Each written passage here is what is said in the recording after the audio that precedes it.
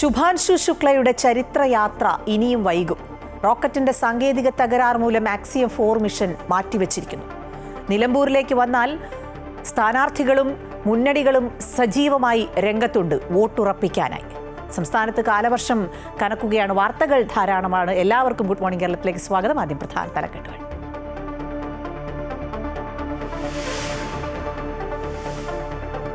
സംസ്ഥാനത്ത് കാലവർഷം സജീവമാകുന്നു. അടുത്ത 7 ദിവസം ശക്തമായ മഴയ്ക്ക് സാധ്യത. 9 ജില്ലകളിൽ യെല്ലോ അലർട്ട്. വടക്കു പടിഞ്ഞാറൻ കാറ്റും ശക്തമാകും. 50 മുതൽ 60 കിലോമീറ്റർ വരെ വേഗത്തിൽ കാറ്റിന് സാധ്യത. ഇടുക്കി, കല്ലാർകുട്ടി, പാംബ്ല ഡാമുകൾ തുറക്കും. പെരിയാറിന്റെ തീരത്ത് ജാഗ്രതാ നിർദ്ദേശം. കേരള, കർണാടക, ലക്ഷദ്വീപ് തീരങ്ങളിൽ മത്സ്യബന്ധനത്തിന് വിലക്ക്.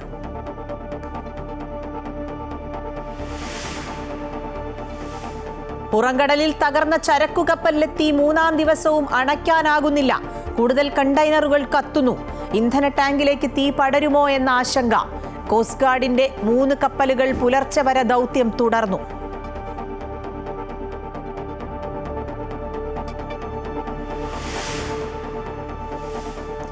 നിലമ്പൂർ ഉപതെരഞ്ഞെടുപ്പ് പ്രചാരണം അവസാന ഘട്ടത്തിലേക്ക്. വോട്ടുറപ്പിക്കാൻ ശക്തമായ പ്രചരണത്തിൽ സ്ഥാനാർത്ഥികൾ. UDFന്റെ മുതിർന്ന നേതാക്കൾ നിലമ്പൂരിൽ. സ്വരാജിനായി 11 മന്ത്രിമാരും കളത്തിൽ. സ്വകാര്യ സന്ദർശനങ്ങളിൽ വോട്ടുറപ്പിക്കാൻ PV അൻവർ.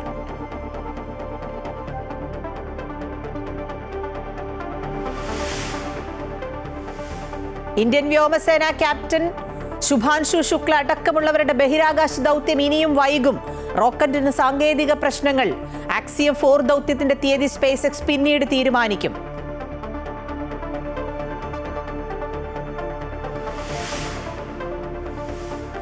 റാപ്പർ വേടന്റെ പാട്ട് പാഠ്യവിഷയത്തിൽ ഉൾപ്പെടുത്തി കാലിക്കറ്റ്, കണ്ണൂർ സർവകലാശാലകൾ. വേടന്റെ പാട്ട് കാലിക്കറ്റ് സർവകലാശാലയിൽ 4 വർഷ ബിരുദ പ്രോഗ്രാമിൽ മലയാളം 4-ാം സെമസ്റ്ററിൽ.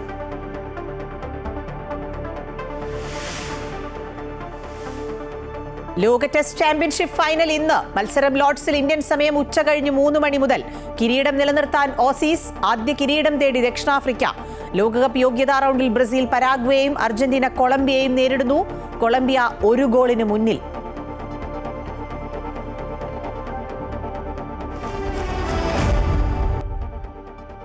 തുടക്കത്തിൽ സൂചിപ്പിച്ച വാർത്തയിലേക്കാണ്. ആദ്യം സംസ്ഥാനത്ത് കാലവർഷം കനക്കുകയാണ്. അടുത്ത 7 ദിവസം വ്യാപക മഴയ്ക്കുള്ള സാധ്യതയാണ് കാലാവസ്ഥാ നിരീക്ഷണ കേന്ദ്രം മുന്നറിയിപ്പ് നൽകുന്നത്. 9 ജില്ലകളിൽ യെല്ലോ അലർട്ടും പ്രഖ്യാപിച്ചിട്ടുണ്ട്. നാളെ 2 ജില്ലകളിൽ ഓറഞ്ച് അലർട്ടാണ് നൽകിയിരിക്കുന്നത്. ഇതോടൊപ്പം തന്നെ കല്ലാർകുട്ടി, പാംബ്ല അണക്കെട്ടുകളുടെ ഷട്ടറുകൾ തുറക്കുകയാണ്. പെരിയാറിന്റെ തീരത്തുള്ളവർ ജാഗ്രത പാലിക്കണമെന്നുള്ള വിവരം കൂടി വരികയാണ്. വിശദാംശങ്ങളുമായി തിരുവനന്തപുരത്ത് നിന്നും ആതിര ചേരുകയാണ്. ആതിര, ശക്തമായ ഒരു ഇടവേളയ്ക്ക് ശേഷം കാലവർഷം വീണ്ടും സജീവമാവുകയാണ്. ശക്തമായി കാലവർഷം ഉണ്ടാകും എന്നുള്ളൊരു മുന്നറിയിപ്പുണ്ട്. എന്തൊക്കെയാണ് കാലാവസ്ഥാ നിരീക്ഷണ കേന്ദ്രം നൽകുന്നത്?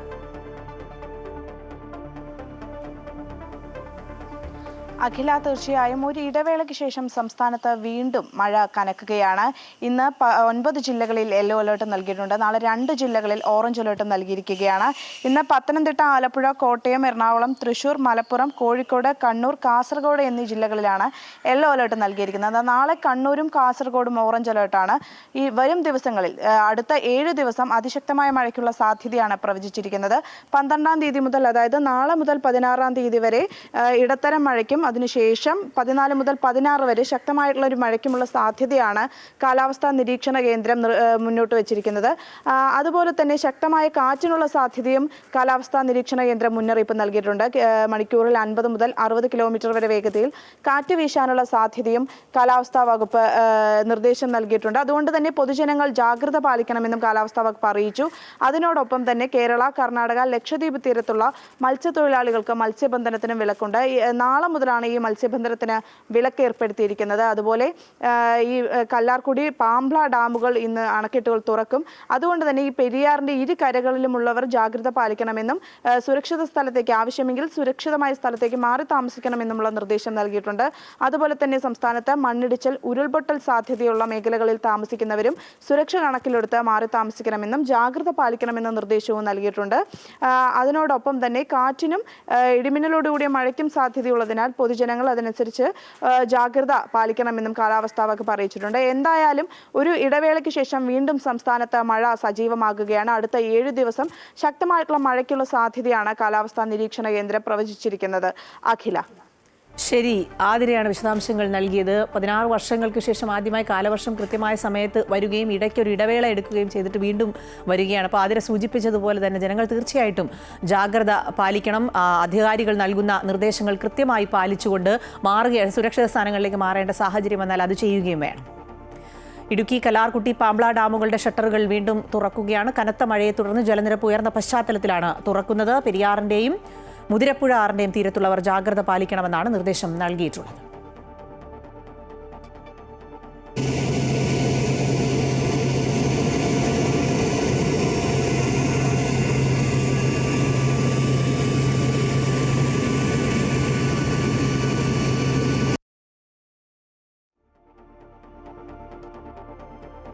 പുറംകടലിൽ തകർന്ന ചരക്കു കപ്പലിലെത്തി 3-ാം ദിവസവും അണയ്ക്കാൻ കഴിയുന്നില്ല. കൂടുതൽ കണ്ടെയ്നറുകൾ കത്തുകയാണ്. ഇന്ധന ടാങ്കിലേക്ക് തീ പടരുമോ എന്നുള്ള ഒരു ആശങ്കയും ഉണ്ട്. കോസ്റ്റ് ഗാർഡിന്റെ 3 കപ്പലുകൾ പുലർച്ചെ വരെ ദൗത്യം തുടരുന്ന ഒരു സാഹചര്യമാണ് ഉണ്ടായത്. വിനേഷ് ഉണ്ട് കൂടുതൽ വിശദാംശങ്ങളുമായി. വിനേഷ്, ഏതായാലും വലിയ ഒരു ആശങ്കയായി തുടരുകയാണ് ഈ കപ്പലും അതുമായി ബന്ധപ്പെട്ട ഈ പ്രശ്നങ്ങളും. ഈ കപ്പൽ കത്തിക്കൊണ്ടേയിരിക്കുകയാണ് എന്നാണ് മനസ്സിലാക്കുന്നത്. ഈ തീ അണയ്ക്കാനുള്ള ഒരു സാഹചര്യം വലിയ വെല്ലുവിളിയായി തുടരുകയാണല്ലോ. എങ്ങനെയാണ് ഇപ്പോഴത്തെ ഒരു സാഹചര്യം?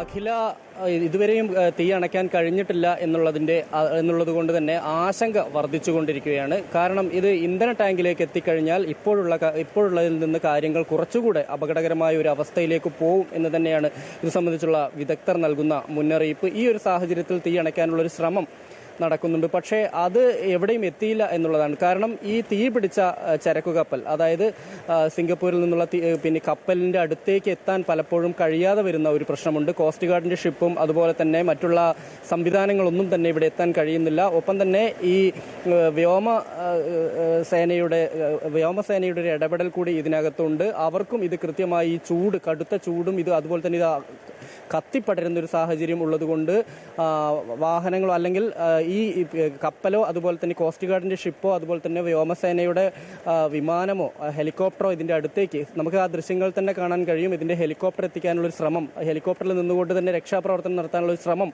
നടക്കുന്നുണ്ട്. പക്ഷേ അതെല്ലാം തന്നെ ഇത്തരത്തിൽ തീ കത്തുന്നതുകൊണ്ട് തന്നെ നടക്കുന്നില്ല എന്നുള്ളതാണ് എടുത്തു പറയേണ്ട കാര്യം. എന്തായാലും ഇന്ധന ടാങ്കിലേക്ക് എത്തിക്കഴിഞ്ഞാൽ കൂടുതൽ അപകടകരമായ ഒരു അവസ്ഥയിലേക്ക് എത്തും.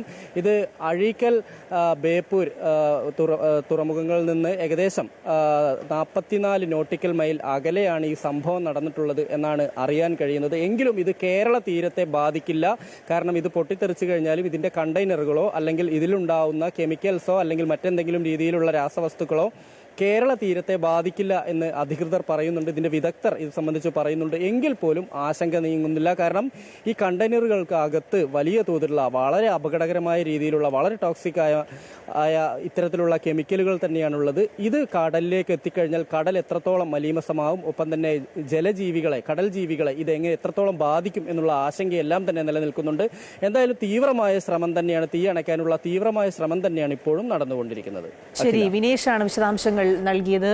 വലിയ ശ്രമം ഇതിന്റെ ഭാഗമായി നടക്കുന്നുണ്ടെങ്കിൽ കൂടി എത്രത്തോളം ഇനി തീയണയ്ക്കാൻ കഴിയും എന്നതിൽ ആശങ്കയുണ്ട്. ഒപ്പം തന്നെ കടലിന്റെ ആവാസ വ്യവസ്ഥയൊക്കെ ഇത് എങ്ങനെയാണ് ബാധിക്കാൻ പോകുന്നത് എന്നുള്ളതും വലിയ പ്രതിസന്ധിയായി തുടരുകയാണ്.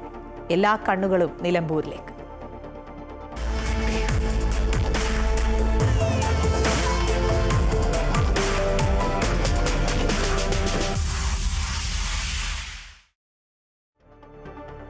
നിലമ്പൂരിൽ പ്രചാരണം കൂടുതൽ ശക്തമാക്കുകയാണ് മുന്നണികൾ. സാഹചര്യം അനുകൂലമെന്ന വിലയിരുത്തലാണ് CPM-നുള്ളത്. മന്ത്രിമാരുൾപ്പെടെ നേതാക്കൾ കൂടുതൽ ദിവസം ക്യാമ്പ് ചെയ്ത് പ്രവർത്തിക്കാനുള്ളൊരു തീരുമാനമാണുള്ളത്. നേരത്തെ പ്രചാരണത്തിന് ഇറങ്ങാനായതിന്റെ ഒരു മേൽക്കൈ പ്രിയങ്ക ഗാന്ധി എത്തുന്നതോടെ കൂടുതൽ അനുകൂലമാകുമെന്ന ഒരു പ്രതീക്ഷ UDF-നും ഉണ്ട്. ഒപ്പം തന്നെ മലയോര കർഷക മേഖലയിൽ ശ്രദ്ധയൂന്നി NDAയും പ്രചാരണം സജീവമാക്കുകയാണ്. ഒപ്പം തന്നെ PV അൻവറിന്റെയും പ്രചാരണം വളരെ ആവേശമായി പുരോഗമിക്കുകയാണ്. TK അരവിന്ദൻ ഈ വാർത്തയുടെ വിശദാംശങ്ങളുമായി ചേരുകയാണ്. അരവിന്ദൻ, നിലമ്പൂർ, എല്ലാവരുടെയും ശ്രദ്ധ ഇനി നിലമ്പൂരിലേക്കാണ്. ഇനി ഏകദേശം ഒരാഴ്ച മാത്രമാണ് സമയം. അവസാന ലാപ്പിലേക്ക് പ്രചാരണം കടക്കുമ്പോൾ കഴിഞ്ഞ ദിവസം ഉണ്ടായ പ്രത്യാരോപണങ്ങളൊക്കെ ഏത് തരത്തിലാണ് നിലമ്പൂരിലെ തെരഞ്ഞെടുപ്പിനെ ബാധിക്കാൻ പോകുന്നത്? ഒപ്പം മന്ത്രിമാരെയൊക്കെ ഇറക്കി വലിയ സജീവമായി CPM-ഉം പ്രിയങ്ക ഗാന്ധിയൊക്കെ കൊണ്ടുവന്ന് UDF-ഉം അൻവറും തനിക്ക് കഴിയുന്നതൊക്കെ ചെയ്യുന്നുണ്ട്.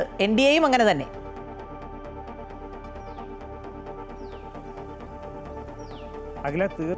നിലമ്പൂരിൽ എല്ലാ മുന്നണി വളരെ ഉഷാറില അവസാന ലാപ്പിൽ രംഗം കൈയടക്കാനുള്ള ഒരുക്കത്തിലാണ് മുന്നണികളെല്ലാം. അതിനാൽ തന്നെ പരമാവധി നേതാക്കന്മാരെ എത്തിച്ച് താരപ്രചാരകരെ എത്തിച്ച് പ്രചരണം കൊടിപ്പിക്കാനാണ് മുന്നണികളുടെ ശ്രമം.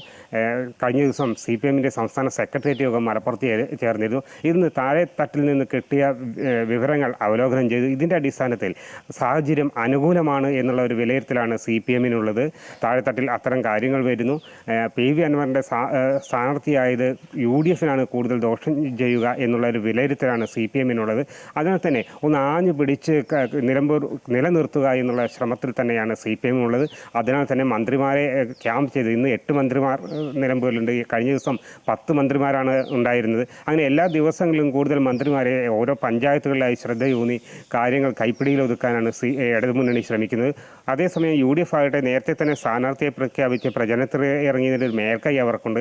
അത് മണ്ഡലത്തിൽ നിലനിൽക്കുന്നുണ്ട് എന്നാണ് അവർ വിശ്വസിക്കുന്നത്. അതിനാൽ തന്നെ പ്രിയങ്ക ഗാന്ധി ഉൾപ്പെടെയുള്ള നേതാക്കൾ വരും ദിവസങ്ങളിലെത്തും. 16-ാം തീയതിയാണ് പ്രിയങ്ക ഗാന്ധി എത്തുന്നത്. ഇതോടുകൂടി പ്രചരണമതിൻ്റെ ഏറ്റവും ഉയർന്ന തലത്തിലേക്ക് നീങ്ങും. അത് സാഹചര്യങ്ങളെ കൂടുതൽ അനുകൂലമാക്കുമെന്ന് UDF-ഉം പ്രതീക്ഷിക്കുന്നു. AICC general secretary KC Venugopal അടക്കമുള്ള ആളുകൾ നിലമ്പൂരിൽ എത്തുന്നുണ്ട്. അതോടുകൂടി പ്രചരണം ഒരു ഉയർന്ന ലെവലിലേക്ക് കൊണ്ടുപോകാൻ സാധിക്കുമെന്ന് അവർ കരുതുന്നു. ഒപ്പം തന്നെ NDA ശ്രദ്ധ കേന്ദ്രീകരിക്കുന്നു മലയോര മേഖലയിലെ കർഷകരിലാണ്. ക്രിസ്ത്യൻ മേഖലകൾ എല്ലാം ഉൾപ്പെടുന്ന ഈ ഭാഗങ്ങളിൽ വളരെ ശക്തമായി തന്നെ NDA ശക്തമായ സാന്നിധ്യമാകുന്നുണ്ട്. എല്ലാ സ്ഥലങ്ങളിലും അവരുടെ പ്രചരണ ബോർഡുകളും മറ്റും എത്തിക്കാൻ അവർക്ക് സാധിച്ചിട്ടുണ്ട്. സ്ഥാനാർത്ഥി എത്തുന്നു. അങ്ങനെ എല്ലാ തലങ്ങളിലും കുടുംബയോഗങ്ങളും പള്ളികളും എല്ലാം കേന്ദ്രീകരിച്ചാണ് NDA സ്ഥാനാർത്ഥിയുടെ പ്രചരണം പുരോഗമിക്കുന്നത്. ഇതിനിടയിൽ PV അൻവർ പ്രചരണ രംഗത്ത് സജീവമാകുന്നത് വലിയ പൊതുയോഗങ്ങളോ മറ്റുള്ള കാര്യങ്ങളൊന്നും സംഘടിപ്പിക്കുന്നില്ലെങ്കിലും എല്ലാ സ്ഥലങ്ങളിലും ഫ്ലെക്സ് ബോർഡുകളും മറ്റും പ്രചരണ സാമഗ്രികളും എത്തിച്ച് സാന്നിധ്യം ശക്തമാക്കാൻ കഴിയുന്നുണ്ട്. അഖില, ശരി, അരവിന്ദൻ സൂചിപ്പിച്ചതുപോലെ ശക്തമായ പ്രചാരണം നടക്കുകയാണ്. എന്താണ് ഇനി നിലമ്പൂരിൻ്റെ മനസ്സിൽ എന്നറിയാൻ 7 ദിവസം കൂടി കാത്തിരുന്നാൽ മതി. ഏതായാലും നിലമ്പൂർ ആർക്കൊപ്പം നിൽക്കുമെന്ന് നമുക്ക് എല്ലാ വിവരങ്ങളും നൽകാൻ കഴിയുമെന്ന് പ്രതീക്ഷിക്കുന്നു. വേതന വർധനവ് ആവശ്യപ്പെട്ട് സമരം ചെയ്യുന്ന ആശാവർക്കർമാർ നിലമ്പൂർ ഉപതെരഞ്ഞെടുപ്പ് പ്രചാരണത്തിനെത്തുകയാണ്. സ്ഥാനാർത്ഥികളെ അനുകൂലിച്ചല്ല, സമരത്തെ അപമാനിച്ചവർക്ക് വോട്ടില്ല എന്ന മുദ്രാവാക്യം ഉയർത്തിയാണ് ആശാവർക്കേഴ്സ് അസോസിയേഷൻ സംസ്ഥാന വൈസ് പ്രസിഡന്റ് S മിനിയുടെ നേതൃത്വത്തിൽ വീട് കയറിയുള്ള പ്രചാരണത്തിന് എത്തുന്നത്. നിലമ്പൂർ ഉപതെരഞ്ഞെടുപ്പിൽ വ്യാഴാഴ്ച മുതലാണ് ആശാ ഹെൽത്ത് വർക്കേഴ്സ് അസോസിയേഷൻ പ്രചാരണത്തിലേക്ക് എത്തുന്നത്. ഏതെങ്കിലും ഒരു സ്ഥാനാർത്ഥിയെ അനുകൂലിച്ചുകൊണ്ടല്ല പ്രചാരണത്തിന് എത്തുന്നതെന്നും ആശാ വർക്കർമാരുടെ സമരത്തെ അപമാനിച്ചവർക്ക് വോട്ടില്ല എന്ന പ്രചാരണമാണ് സംഘടിപ്പിക്കുന്നതെന്നും ആശാ ഹെൽത്ത് വർക്കേഴ്സ് അസോസിയേഷൻ സംസ്ഥാന വൈസ് പ്രസിഡന്റ് S മിനി പറഞ്ഞു. 121 ദിവസമായി ആശാമാർ ഈ തെരുവിൽ സെക്രട്ടേറിയറ്റ് തടൽ മുഖ്യമന്ത്രിയുടെ മൂക്കിന് താഴെ ഇരുന്ന് സമരം ചെയ്യുന്നു. പക്ഷേ ഞങ്ങളുടെ ഡിമാൻഡുകൾ അംഗീകരിക്കാനോ പരിഗണിക്കുവാനോ ഒന്നും തയ്യാറാകുന്നില്ല. ഈ സാഹചര്യത്തിൽ ഗവൺമെൻറ്റിനെ സംബന്ധിച്ച് തെരഞ്ഞെടുപ്പുകൾ മാത്രമേ മുന്നോട്ടുള്ളൂ. അതുകൊണ്ട് തന്നെ അവർ ആ തെരഞ്ഞെടുപ്പ് മണ്ഡലത്തിൽ സ്ഥാനാർത്ഥി അടക്കം ഈ സമരത്തെ വലിയ തോതിൽ ആക്ഷേപിച്ച വ്യക്തിയാണ്. അവരവിടെ സ്ത്രീപക്ഷവും അല്ലെങ്കിൽ തൊഴിലാളി പക്ഷത്തെക്കുറിച്ചുമൊക്കെയാണ് ഈ തെരഞ്ഞെടുപ്പിൻ്റെ മുന്നിൽ സംസാരിക്കുന്നത്. ഞങ്ങൾ തൊഴിലാളികളായിരിക്കുന്ന ആളുകളെ പരിഗണിക്കാതെ, സ്ത്രീകളെ പരിഗണിക്കാതെ, സ്ത്രീകളെ ഇത്രമേൽ അധിക്ഷേപിക്കുകയും ഈ സമരം 121 ദിവസമായിട്ട് പരിഹരിക്കുവാൻ തയ്യാറാകാത്ത ഗവൺമെൻറ് ഒരു തൊഴിലാളി ഗവൺമെൻറ് അല്ല, ഒരു ജനാധിപത്യ ഗവൺമെൻറ് അല്ല, മനുഷ്യത്വ വിരുദ്ധമായ പ്രവൃത്തിയാണ് ചെയ്തുകൊണ്ടിരിക്കുന്നത് എന്നുള്ളത് ജനങ്ങളുടെ മുന്നിൽ അവതരിപ്പിക്കാനാണ് പോകുന്നത്. മലപ്പുറത്തെ ആശാ വർക്കർമാരെ സംഘടിപ്പിച്ചുകൊണ്ട് വീട് കയറിയുള്ള പ്രചാരണം നടത്താനാണ് തീരുമാനം. ആശാ വർക്കർമാരുടെ 4ാം ഘട്ട രാപ്പകൽ സമരയാത്ര ഈ മാസം 17-ന് തിരുവനന്തപുരത്താണ് സമാപിക്കുന്നത്. ഓണറേറിയം, പെൻഷൻ ആനുകൂല്യം തുടങ്ങിയവ ആവശ്യപ്പെട്ടുകൊണ്ടുള്ള ആശാ വർക്കർമാരുടെ സെക്രട്ടേറിയറ്റ് സമരം ഇപ്പോഴും തുടരുകയാണ്. പ്രശ്നപരിഹാരം കാണുന്നതുവരെ സമരം തുടരാനാണ് ആശാ ഹെൽത്ത് വർക്കേഴ്സ് അസോസിയേഷന്റെ തീരുമാനം. അമൃത ന്യൂസ്, തിരുവനന്തപുരം. റാപ്പർ വേടന്റെ പാട്ട് പാഠ്യവിഷയത്തിൽ ഉൾപ്പെടുത്തി കാലിക്കറ്റ് കണ്ണൂർ സർവകലാശാലകൾ. കാലിക്കറ്റ് സർവകലാശാലയിൽ 4 വർഷ ബിരുദ പ്രോഗ്രാമിൽ മലയാളം 4ാം സെമിസ്റ്ററിലാണ് വേടന്റെ പാട്ട് ഉൾപ്പെടുത്തിയത്. വിനേഷാണ് ഈ വാർത്തയുടെയും വിശദാംശങ്ങളുമായി ചേരുന്നത്. വിനേഷ്, വേടന്റെ പാട്ടുകൂടി കൊണ്ടുവരികയാണ് പാഠ്യവിഷയത്തിൽ. വലിയ പ്രശ്നങ്ങൾ നേരത്തെ സംസ്ഥാനത്തുണ്ടാവുകയും സംസ്ഥാന സർക്കാർ പിന്തുണയ്ക്കുകയും പരിപാടികൾ ഒഴിവാക്കുകയും പിന്നീട് പരിപാടി നൽകുകയൊക്കെ ചെയ്തു. പക്ഷേ ഈ പാഠ്യവിഷയത്തിൽ കൂടി ഉൾപ്പെടുത്താനുണ്ടായ സാഹചര്യം എന്താണ്? വിശദാംശങ്ങൾ.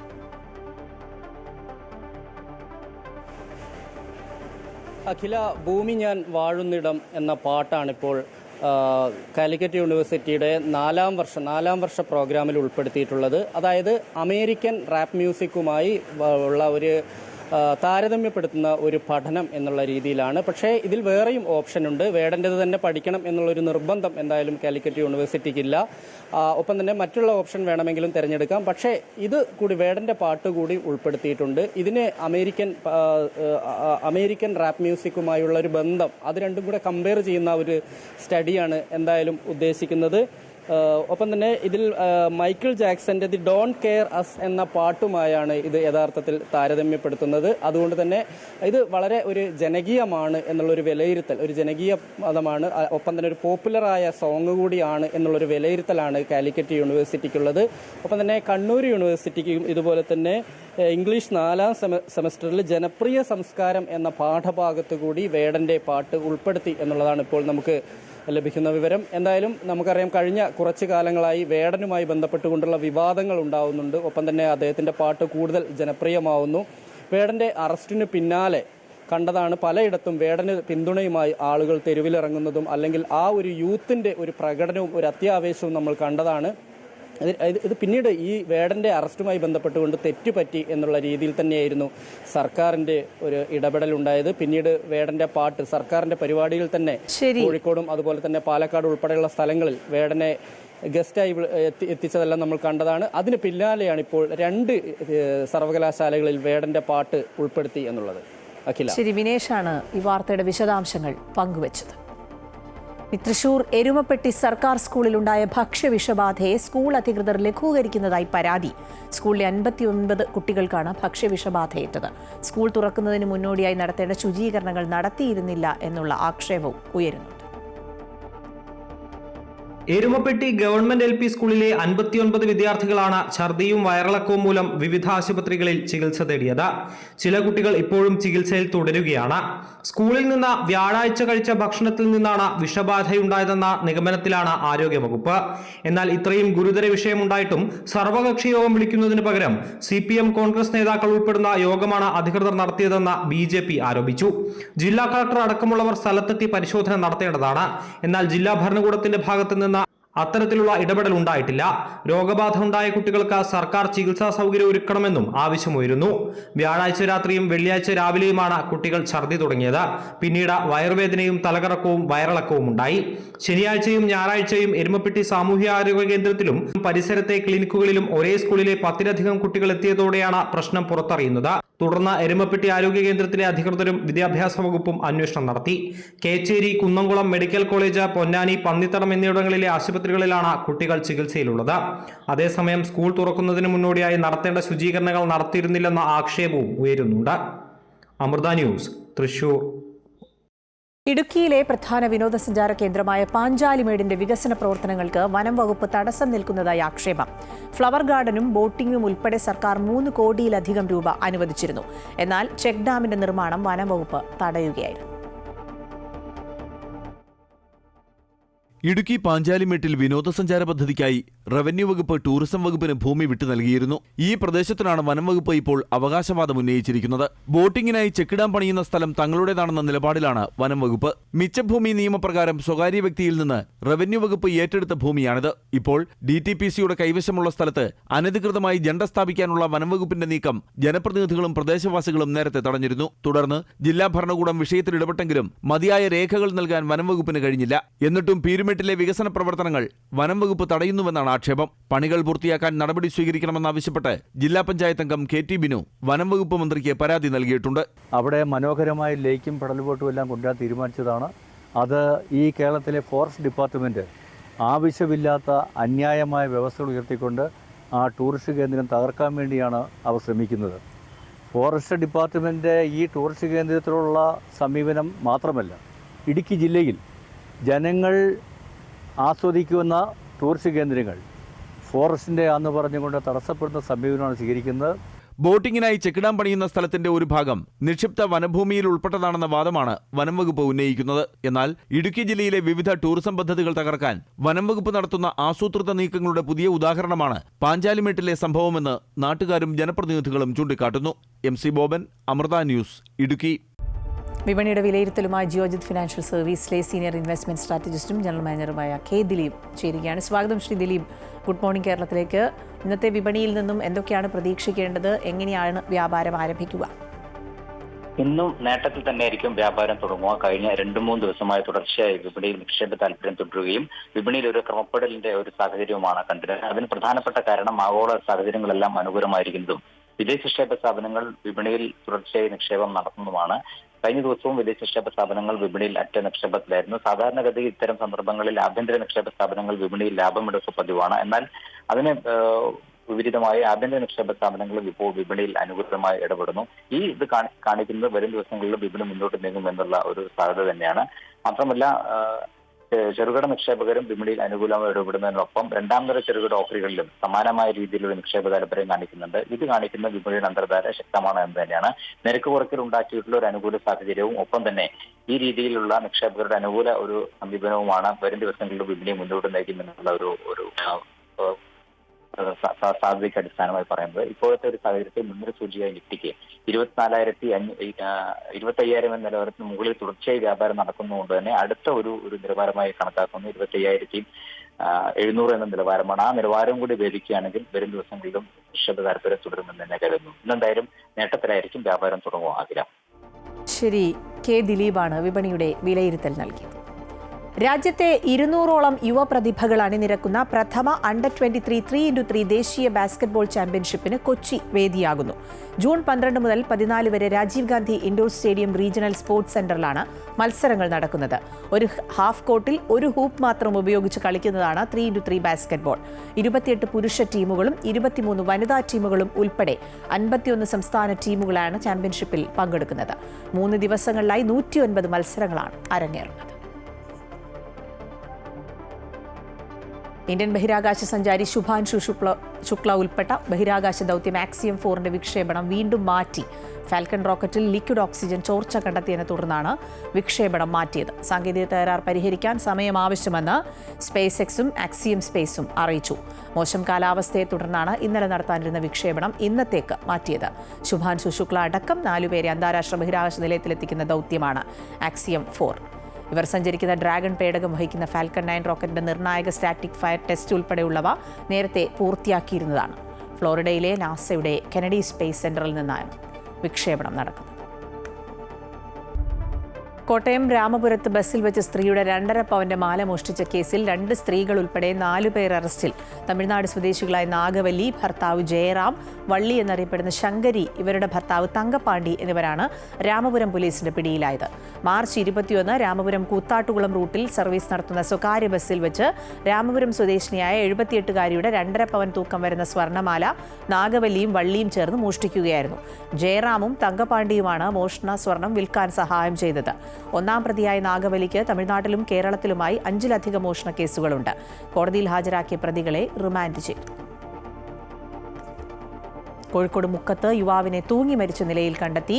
ചിക്കിംഗ് സ്ഥാപനത്തിലെ തൊഴിലാളിയായ തോട്ടുമുക്കം പറമ്പിലാവ് സ്വദേശി അലനെയാണ് സ്റ്റാഫുകളുടെ മുറിയിൽ മരിച്ച നിലയിൽ കണ്ടെത്തിയത്. 6 മണിക്ക് ഡ്യൂട്ടിയിൽ കയറേണ്ട അലനെ കാണാതായതോടെ മുറിയിൽ പോയി നോക്കിയപ്പോഴാണ് മരിച്ച വിവരം അറിയുന്നത്. മുക്കം പോലീസ് ഇൻക്വസ്റ്റ് നടപടികൾ പൂർത്തിയാക്കി. മൃതദേഹം മെഡിക്കൽ കോളേജ് ആശുപത്രിയിൽ സൂക്ഷിച്ചിരിക്കുകയാണ്. ജയ് ജവാൻ ജയ് കിസാൻ എന്ന മുദ്രാവാക്യം അന്വർത്ഥമാക്കുന്ന ഒരു ഭക്ഷണശാലയുണ്ട് തൃശൂർ ചെറുതുരുത്തി വെട്ടിക്കാട്ടിരിയിൽ. സൈനികർക്കും വിരമിച്ചവർക്കും അവരുടെ കുടുംബാംഗങ്ങൾക്കും ഇവിടെ സൗജന്യമായി ഭക്ഷണം ലഭിക്കും. അതും 24 മണിക്കൂറും. അബ്ദുൾ സലാമിന്റെ കഫേ മക്കാനിയിലെ വിശേഷങ്ങൾ കാണാം. അബ്ദുൾ സലാമിന് 6 വയസ്സുള്ളപ്പോഴാണ് മൂത്ത സഹോദരൻ സൈന്യത്തിൽ ചേരുന്നത്. പിന്നീട് കുടുംബത്തിന്റെ പ്രാർത്ഥന ജ്യേഷ്ഠനും കൂടിയുള്ളതായി. സൈന്യത്തിലുള്ള സഹോദരൻ ഒരു ദിവസം അവധിക്ക് നാട്ടിലെത്തിയപ്പോൾ ഒപ്പമുണ്ടായിരുന്ന സൈനികരായ സുഹൃത്തുക്കൾ ജ്യേഷ്ഠന് വേണ്ടി പ്രാർത്ഥിക്കുന്നതിനോടൊപ്പം തങ്ങൾക്ക് വേണ്ടിയും പ്രാർത്ഥിക്കണമെന്ന് പറഞ്ഞു. ഇതാണ് എല്ലാത്തിനും വഴിത്തിരിവായത്. പിന്നീട് ആ പ്രാർത്ഥന രാജ്യത്തെ മുഴുവൻ സൈനികർക്കും വേണ്ടിയായി. വളർന്നു വലുതായപ്പോൾ സൈനികർക്ക് വേണ്ടി എന്തെങ്കിലും ചെയ്യണമെന്ന ആഗ്രഹമായി അബ്ദുൾ സലാമിന്. കോവിഡ് കാലത്ത് സ്വന്തമായി ഒരു ഭക്ഷണശാല തുടങ്ങിയപ്പോൾ അതിൽ ഒരു മുറി തന്നെ സൈനികർക്ക് വേണ്ടി ഒഴിച്ചിട്ടു. സൈനികരുടെ ചിത്രങ്ങളും വിവിധ സേനാ വിഭാഗങ്ങളുടെ യൂണിഫോമുകളും മുറിയിൽ പ്രദർശിപ്പിച്ചു. സൈനികരും മുൻ സൈനികരും അവരുടെ കുടുംബാംഗങ്ങൾക്കും ഈ ഭക്ഷണശാലയിൽ 24 മണിക്കൂറും ഭക്ഷണം സൗജന്യമാണ്.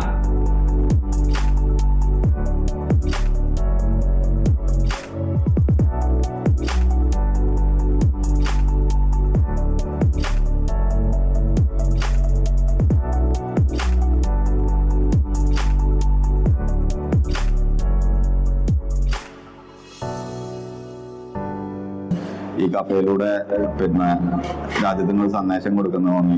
രാജ്യത്തെ പട്ടാളക്കാരെ സ്നേഹിക്കുന്ന, അവരെ ബഹുമാനിക്കുന്ന ഒരു സമൂഹത്തെ വളർത്തണം എന്ന് തോന്നി. അങ്ങനെയാണ് ഇങ്ങനെ ഈ കഫേയിൽ ഞങ്ങൾ രാജ്യത്തെ സൈനികർക്ക് വേണ്ടി പ്രത്യേക ഇരിപ്പിടം തയ്യാറാക്കി. അതുപോലെ തന്നെ രാജ്യത്തെ സൈനികർക്ക് വേണ്ടി പ്രാർത്ഥിക്കാൻ ലഘുലേഖകൾ വിതരണം ചെയ്തു തുടങ്ങി. 3 ഭാഷകളിൽ ലഘുലേഖ വിതരണം ചെയ്യുന്നുണ്ട്. അതുപോലെ ഞങ്ങൾ പുറത്തന്നെ പബ്ലിക്കിന് മൊത്തം കാണാവുന്ന രീതിയിൽ ഒരു രാജ്യത്തെ സൈനികർക്ക് വേണ്ടി പ്രാർത്ഥിക്കാൻ വേണ്ടി ഉള്ള ഒരു സോളിഡ് LED ലൈറ്റിന്റെ ബോർഡ് വെച്ചിട്ടുണ്ട്.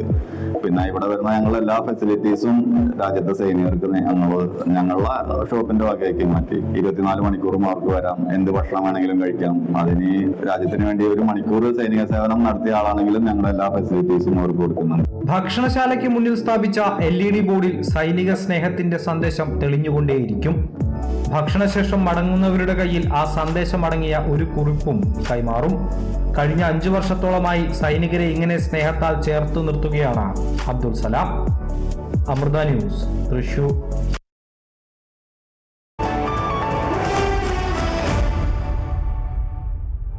ലോകകപ്പ് യോഗ്യതാ മത്സരത്തിൽ അർജന്റീനയും കൊളംബിയയും 1-1 എന്ന നിലയിൽ 24-ാം മിനിറ്റിൽ ലൂയിസ് ഡയസാണ് കൊളംബിയയ്ക്കായി ആദ്യ ഗോൾ നേടിയത്. 80-ാം മിനിറ്റിൽ തിയാഗോ അൽമഡ അർജന്റീനയ്ക്കായി ഗോൾ മടക്കി. മറ്റൊരു മത്സരത്തിൽ ബ്രസീൽ പരാഗ്വയെ നേരിടുകയാണ്. ബ്രസീൽ 1 ഗോളിന് മുന്നിലാണ്. വിനീഷ്യസ് ജൂനിയറാണ് ബ്രസീലിനായി പരാഗ്വയുടെ ഗോൾ വല ചലിപ്പിച്ചത്. ലോക ടെസ്റ്റ് ക്രിക്കറ്റ് ചാമ്പ്യൻഷിപ്പ് ഫൈനൽ ഇന്ന് ഇംഗ്ലണ്ടിൽ നടക്കും. ഇന്ത്യൻ സമയം ഉച്ചകഴിഞ്ഞ് 3 മണി മുതലാണ് മത്സരം. ടെമ്പ ബൗമ നയിക്കുന്ന ദക്ഷിണാഫ്രിക്കയും പാറ്റ് കമിൻസ് നയിക്കുന്ന ഓസ്ട്രേലിയയും തമ്മിലുള്ള മത്സരം ലോർഡ്സ് ക്രിക്കറ്റ് ഗ്രൗണ്ടിൽ നടക്കും. ഇന്ത്യയില്ലാത്ത ആദ്യ ടെസ്റ്റ് ചാമ്പ്യൻഷിപ്പ് ഫൈനലാണെങ്കിലും നേർക്കുനേർ വരുന്നത് ഓസ്ട്രേലിയയും ദക്ഷിണാഫ്രിക്കയുമായതിനാൽ ത്രില്ലർ പോരാട്ടമാണ് ആരാധകർ പ്രതീക്ഷിക്കുന്നത്. ജൂൺ 15 വരെയാണ് മത്സരം. ആവശ്യമെങ്കിൽ ജൂൺ 16 റിസർവ് ദിനമായും ഉൾപ്പെടുത്തിയിട്ടുണ്ട്. ഗുഡ് മോർണിംഗ് കേരളം പൂർണ്ണമാവുകയാണ്. കൂടുതൽ വാർത്തകൾ അമൃത ന്യൂസ് യൂട്യൂബ് ചാനലിൽ കാണാം.